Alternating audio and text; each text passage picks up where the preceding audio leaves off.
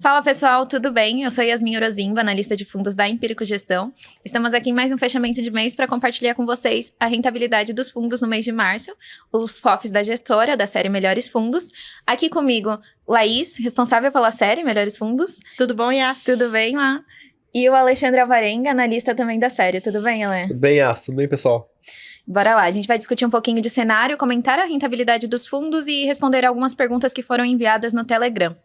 E pra gente começar a falar de março foi um mês de volatilidade. Não se compara ao que a gente vem acompanhando nesses últimos dias de abril. Então, né, logo nessa primeira semana, a gente teve um alto nível de volatilidade. Mas em março, a gente teve alguns anúncios do presidente Trump sobre tarifas em relação ao México e Canadá e uma tarifa de 25% em cima de carros importados. E a partir daí, a gente viu alguma movimentação sobre o assunto de tarifa, e agora em abril, esse tema veio à tona, no dia 2 de abril, quando teve o chamado Dia da Libertação, com anúncio de diversas tarifas para diversos países impostos pelo presidente Trump. Falando sobre março, após essas divulgações, a reação foi quase que imediata lá nos Estados Unidos, então a S&P caiu cerca de 5,7%.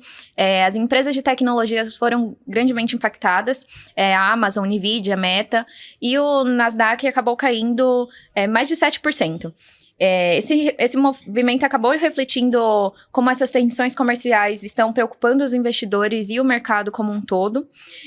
Só que, por outro lado, em março, no cenário global, a gente teve algumas geografias que se beneficiaram desses movimentos. Então, na Europa, os índices avançaram, principalmente ali na Alemanha, onde teve um incentivo do governo para questões de segurança. Na Ásia, a gente também teve resultados positivos, principalmente para as ações chinesas. E aqui na América Latina, a gente teve um desempenho de mais de 6% para o Ibovespa. E o que a gente acabou vendo foi um movimento bem interessante sobre fluxo globais. Então, teve uma saída dos Estados Unidos de fluxo de capital, que foi direcionada para a Europa, a Ásia e, consequentemente, a América do Sul, Brasil. Só que as questões de tarifa ainda soam como uma atenção no olhar dos investidores. E com tudo que vem acontecendo agora em abril, essa questão de tensões comercial ficam bem no foco e é o que vem trazendo todo esse movimento. Então, logo nessas primeiras semanas de abril, a gente teve um nível de volatilidade muito alto, o VIX chegou a bater 50 pontos, e a grande questão é como que vai ser daqui para frente, se esse número vai se manter, como que vai refletir e como que toda essa questão de tarifa vai ser tratada pelo Trump. A gente viu que no Japão já foi algo mais sutil, teve uma negociação mais tranquila, mas em relação à China ainda é algo que está sendo comentado e é algo que está bastante presente nos dias. Em março, a gente teve algumas movimentações nas carteiras, então acho que seria legal ela comentar um pouquinho pra gente de como foi essa movimentação e eu comento um pouquinho como que isso reflete na carteira dos FOFs. Bem, acho que você falou bem, assim, o resumo de como foi a questão dos mercados, e na parte dos FOFs também a gente teve bastante mudança, né, nesse mês de março. Mas, a despeito, né, de terem sido várias mudanças, eu acho que a gente consegue condensar tudo que foi feito em poucos pontos aqui, que são os racionais que estavam por trás dessas mudanças, né. Então, basicamente, a gente fez 3 movimentos. O primeiro movimento que a gente fez foi de concentração das carteiras. E por quê? A gente queria que as carteiras tivessem maior percentual em poucos fundos, que a gente tivesse maior convicção. Então, hoje, quando você olha a carteira teórica, claramente você consegue ver quais são as posições core, né, que a gente chama, ou seja, as nossas maiores convicções, as que são mais satélites, e que também são revertidas ali do Multistratégia para todos os carve-outs da série, né? Então, a gente preferiu fazer esse movimento. Olha, vamos deixar naquelas estratégias em que temos maiores convicções, que a gente não gostaria de mudar num prazo mais dilatado, e refletir tudo isso na parte dos percentuais das carteiras. Então, esse foi a primeira mudança, né? A gente deixar bem claro quais são as nossas maiores convicções. A segunda mudança que a gente fez foi uma mudança mais tática, né?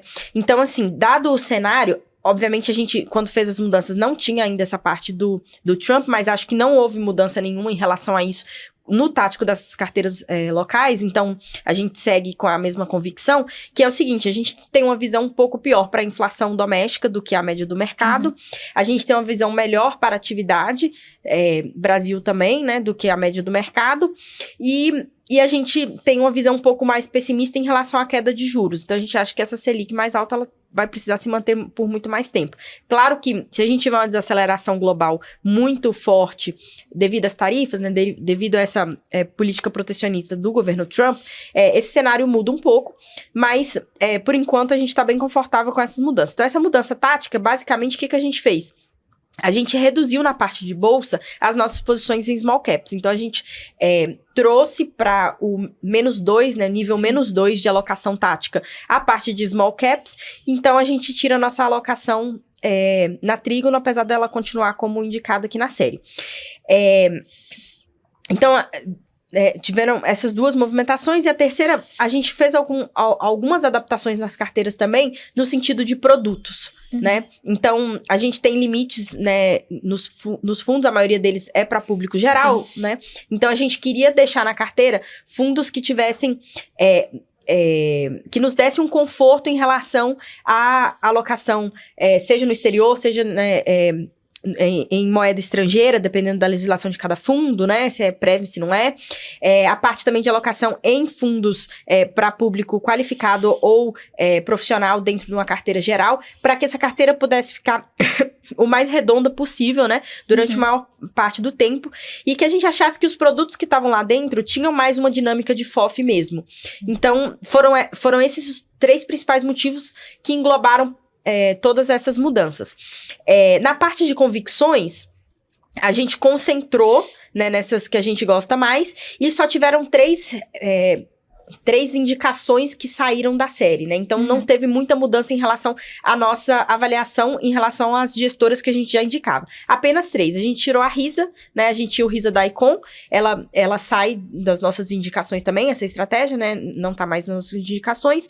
A gente tira também o Galápagos Dragon, também sai das nossas recomendações. E a gente teve a saída também da Gap. E aí, acho que uma questão quali bastante importante aqui também, devido a todas as mudanças que tiveram recentemente lá na casa.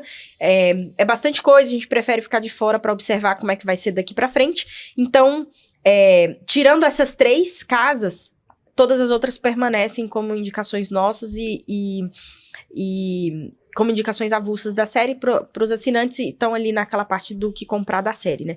Mas basicamente foram essas as movimentações que a gente fez, que a gente realmente está bem mais confortável para enfrentar ali os próximos meses de possivelmente maior volatilidade, né, dado esse externo aí. Além dessas 3 mudanças retiradas, a gente teve 3 novas entradas, né? Então, primeiro, Oceana Select, que é a estratégia long only derivada, né, do book core ali do long bias, que já era indicado aqui na série. Aí o SPX Patriot, né, que é o book long do já recomendado SPX Falcon.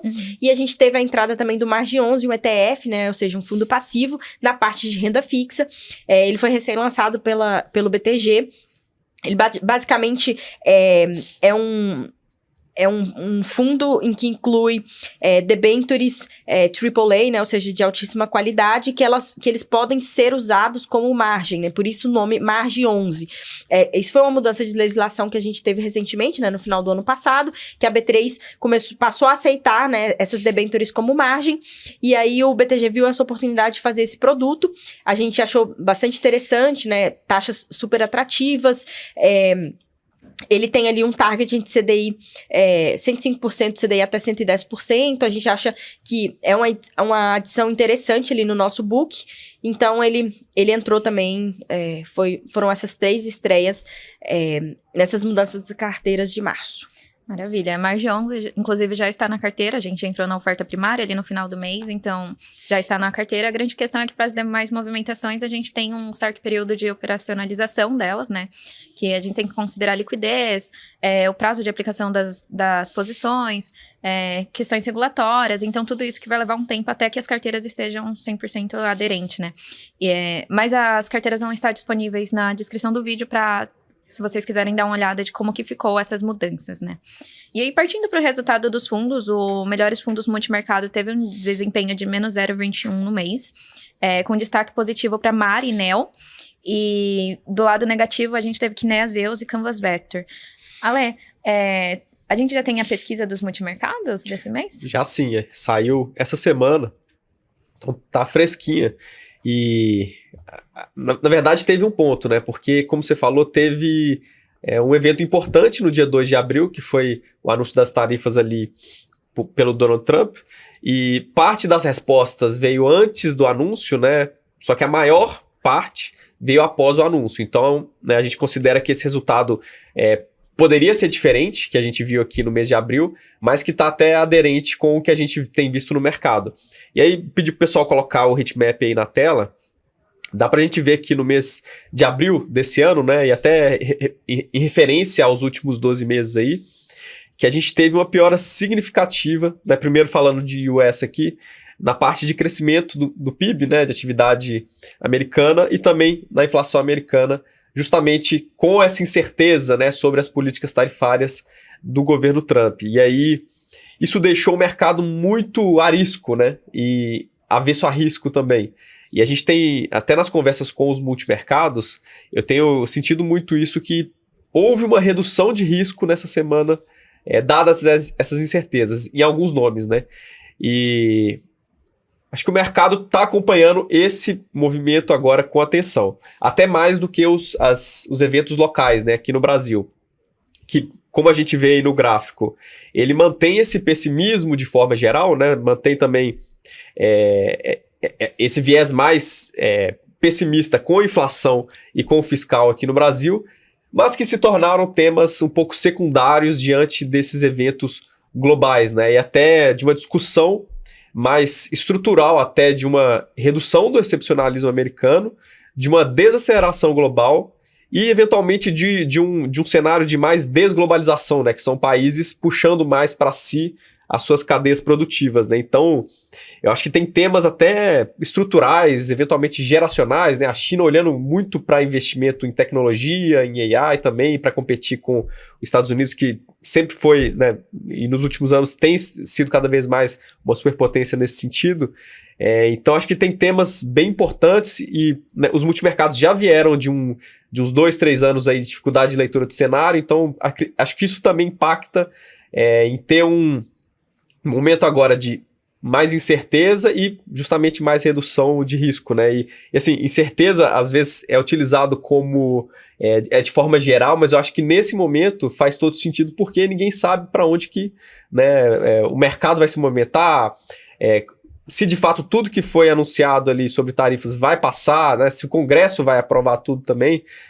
Já teve até agora, recentemente, a pausa de 90 dias, né, para essas tarifas, e também a gente não sabe como vai ser a reação dos países sobre tudo isso. Então, né, tá todo mundo atento, né, e acho que outro ponto de destaque aí do heatmap é que a maioria das posições está em patamar neutro, né, comparado a algumas convicções que dá para ver no restante do gráfico, onde as cores ficam mais intensas, né, a gente vê as cores mais fracas aqui justamente por essa redução de risco, maior incerteza e, né, os multimercados cautelosos de forma geral. Não, maravilha. O bom é que essa pesquisa ela se reflete bem no desempenho das demais classes também. Dá para entender como que os fundos performaram. Enquanto a gente comenta as principais classes, na tela vai estar o desempenho de todos os fundos. O Melhores Fundos Estratégia fechou o mês com uma leve alta de 0,77. De destaque positivo, a gente teve Multi e Tarpon. Então, a parcela de renda variável foi um destaque positivo da carteira esse mês. E de detratores, a gente teve CRPT11 e Kinea Zeus. CRPT11 muito influenciado pela questão do cenário macro e como tem afetado os criptos ativos. O Melhores Fundos Ações, ele fechou o mês com mais 4,34, com destaque para Alaska e Multi, e do lado negativo, o Trígono. O Melhores Fundos Conservador fechou o mês com um retorno de mais 1,08. De destaque positivo, Quantitas e Cadima. E do lado negativo, veio da parcela de inflação com Kinea e PCA. Multimercado a gente já comentou, acho que vale comentar do Melhores Fundos Global, que fechou o mês com menos 3,26, impactado principalmente pela parcela de renda variável global afetada também por esse cenário macro mais desafiador. A parcela de commodities contribuiu positivamente para o fundo e também tem a questão do câmbio em relação ao mês. A gente pode comentar um pouquinho de como foi a performance por classe, assim, né? Para ter uma ideia de como ficou o mês. Até a gente trouxe no relatório dos multimercados aqui o gráfico que mostra o desempenho de todas as classes no ano e no mês, né? Bom, então eu vou pedir pro pessoal colocar aí na tela o gráfico de classes, né? Que a gente também divulga no relatório dos multimercados. Primeiro, sobre os ativos globais, né? Dá para ver bem um desempenho ótimo do ouro, né? Que foi a principal classe, o destaque aí das classes globais nesse ano e no mês também, né? Que, como a gente falou muito aqui, esse tema de redução do excepcionalismo americano, né, enfraquecimento do dólar, que tem essa perspectiva também, dada essas incertezas com a economia e com a moeda americana, ela vai perdendo um pouco essa posição de reserva de valor na visão dos investidores globais, né? E aí o ouro é o candidato natural e que de fato tem tido o melhor desempenho até hoje, e também a gente tem visto como posição em alguns dos gestores multimercados que a gente conversa aqui. Então, ouro foi o grande destaque, a gente teve commodities aqui também com retorno positivo, apesar de que agora tem uma discussão também de desaceleração na parte de commodities, né, justamente esse tema de desaceleração global, juros reais nos Estados Unidos, e aí no lado mais negativo, né, a gente vê a posição em cripto aqui que, sim, de fato perdeu muito valor nesse ano, né, e também no mês de março. Então, acho que global é isso, passando aqui para as classes locais, também os ativos, o gráfico que a gente tem sobre as classes locais, a gente vê small caps, né, como destaque, também a Bolsa Brasileira de retorno positivo, né, a Laís comentou da nossa redução na posição small caps, foi inclusive após essa valorização, né, então as carteiras capturaram essa valorização, mas o nosso cenário para frente, para esse ano, né, como você comentou, de juros mais altos, que a gente tem até uma expectativa maior do que o mercado, o que tenderia a dificultar o cenário para essas classes de ativos, especialmente small caps, que tem esse perfil mais sensível, né, aos ciclos econômicos. Então, renda variável foi bem nesse começo de ano até março e superou o CDI, né, e as outras classes também de prefixado, crédito e juros reais. Boa. E aí isso também se reflete nas carteiras de previdência. Então, na tela vocês vão ter o retorno de todas as carteiras de previdência, mas comentando da nova Superprev, que fechou o mês com mais 1,28, e o Super Previdência fechou com mais 1,22. E os dois tiveram como destaque positivo a parcela de renda variável, com destaque para Tarpon, e do lado negativo a parcela global. Então, no Nova Superprev a gente teve como detrator o Melhores Fundos Global e o CRPT11, e no Super Previdência, SPXI11 e CRPT11. E comentando a última classe, né, em relação à rentabilidade, já puxando para as perguntas, a gente teve 2 perguntas sobre o retorno absoluto. Então, o retorno absoluto fechou o mês com mais 0,67, puxado por Reach e Constância, e de detrator a gente teve Kinea Zeus e o VTRSR, que é a versão do SPX Raptor. E em relação às perguntas, a gente teve um comentário no último vídeo sobre a performance do retorno absoluto. O Manuel, ele compartilha com a gente um pouco da sua insatisfação. E o Leandro, ele mandou pra gente pelo Telegram, questionando a saída do mar absoluto da carteira. O mar absoluto saiu do retorno absoluto, mas ele tá com uma posição relevante ali no FOF Multimercados, e a diferença entre as duas carteiras é a régua que a gente vê de rentabilidade esperada, né? Então, para estar na carteira do FOF Melhores Fundos Retorno Absoluto, a gente mira um CDI mais 5% ao ano. E a gente, né, viu a performance recente do mar absoluto um pouco abaixo disso.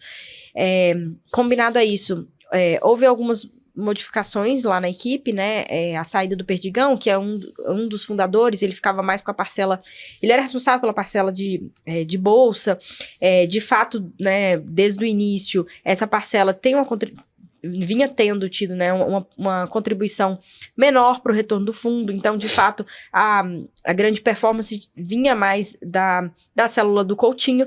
Então, assim, a gente achou que a decisão foi super acertada, foi uma decisão super madura, foi uma comunicação super transparente. Então, de maneira geral, a gente vê com bons olhos, Mas do nosso lado, né, de diligência quantitativa e qualitativa, a gente teve esses 2 pontos que a gente preferiu analisar um pouco mais fora dessa carteira, que é essa carteira muito mais arrojada, que a gente mira esse retorno bem mais alto. Então, por isso, a gente migrou ali, né, retorno absoluto para o multimercados. Maravilha. E só reforçando essa questão das mudanças, foi justamente isso, apostar nas estratégias de convicções, né? Então, não é que a casa tenha saído das recomendações, ela só saiu da carteira por não ser a convicção ali daquele perfil, né? E aí, a gente teve mais uma pergunta de retorno absoluto, mas aí foi relacionada à previdência, que tem a carteira teórica, a gente não tem o FOF, e questionaram bastante sobre a criação dessa carteira do FOF, né? Acho que o Ale já respondeu essa pergunta aqui, já respondeu em plantão. A questão é que a gente não tem visto um fluxo bom para multimercado de aportes e tudo mais.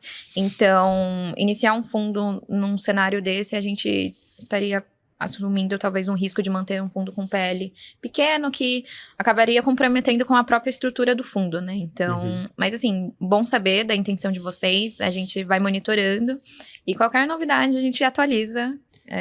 Não é só por vocês que a carteira é muito desejada. Eu também adoraria poder aplicar nela agora, mas é como você comentou. Seria pior para os cotistas, porque seria oneroso em questão de custos para os cotistas e teria esse risco de aderência, né, da carteira prática à carteira teórica, né, justamente pelo PL reduzido. Então, né, a gente precisa de uma virada de mercado, né, de virada de fluxo, principalmente para a classe de multimercados, e de interesse de vocês, né? Então, continuem nos mandando o interesse, né? Mandando e-mail, seus comentários, que a gente acompanha aqui e, né, se tudo der certo, a gente traz essa carteira em algum momento. Bom, é isso, gente. Passamos pelas principais classes, respondemos as perguntas, falamos sobre o cenário. Então, eu queria agradecer a vocês por estarem aqui mais um mês. Mês que vem a gente está aqui de novo, comentando desse movimento de abril, que vai ter turbilhão, né? Exatamente, vai ter bastante coisa para falar. Gostaria de reforçar que nossos canais de comunicação vão estar na descrição do vídeo, junto com a carteira atualizada. Obrigada, pessoal. Até a próxima. Valeu, pessoal. Um abraço. Tchau, tchau.